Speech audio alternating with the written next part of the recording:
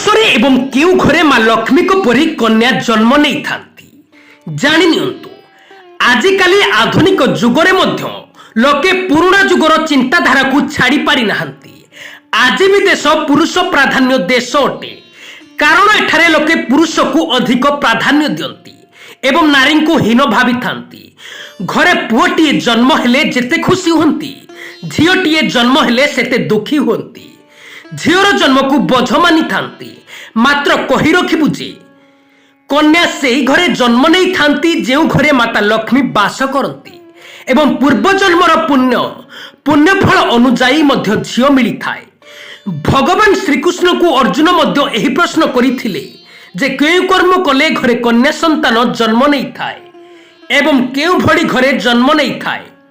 उत्तर रे श्रीकृष्ण कहिथिले जे जेउ घरर स्वामी स्त्री पूर्व जन्म रे अनेक पुण्यर्जन करिथिबे सेही घरे आशीर्वाद स्वरूप कन्या रत्नटीए जन्म नहीं थाए। एही दुनिया रे कन्यार भार उठाइबार क्षमता थिबा घरे ही कन्या संतान जन्म नहीं थाए। भगवान श्रीकृष्ण को अनुजाई एही सृष्टि रे जेतेबेले कन्या संतान जन्म नेबा बंद होई जिवो सेतेबेले सृष्टि मध्य बंद होई जिवो, कारण कन्या न रहिले वंश मध्य बढ़िबो नाही।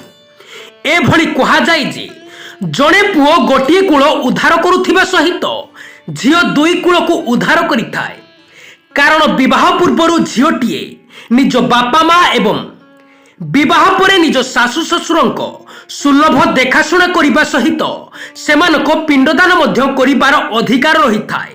तेणु हिंदू धर्म अनुजाई जेउ घरे जणे झीओ रहिछि से भाग्यशाली एवं जेउ घरे एकाधिक झीओ रहिछि से अधिक भाग्यशाली होइथांती।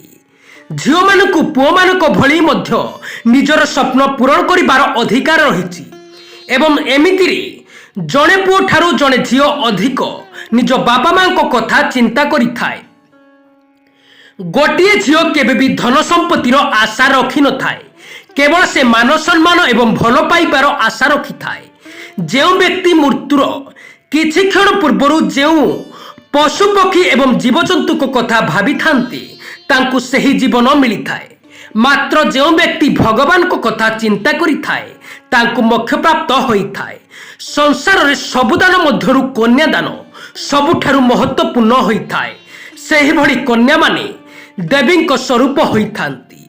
किछि जग रहिछि जेउ संजोगरे सौभाग्य लक्ष्मी भली झीओ जन्म होई थांती। चैत्र मास शुक्ल पक्षरु आरंभ करी बैशाख मास कृष्ण पक्ष मध्यरे जेउ झीओ माने जन्म होई थांती से माने खूब भाग्यशाली होई थांती। सेही भली ज्येष्ठ शुक्ल ठारू आषाढ़ कृष्ण पक्ष पर्यंत झीओ माने मध्य खूब भाग्यशाली होई थांती। भाद्रव कृष्ण पक्ष आश्विन मासर कृष्ण पक्ष पर्यंत जन्म होइथिबा झीओ मध्य लक्ष्मी को स्वरूप होई थांती। एही मासरे ग्रह मानकर स्थिति अत्यंत शुभ रही थाए। दर्शक बंधु, भिडियोटी भल लागिले निहाती लाइक करंतु एवं चैनल टी को नुआ आसीथिले सब्सक्राइब करंतु। धन्यवाद।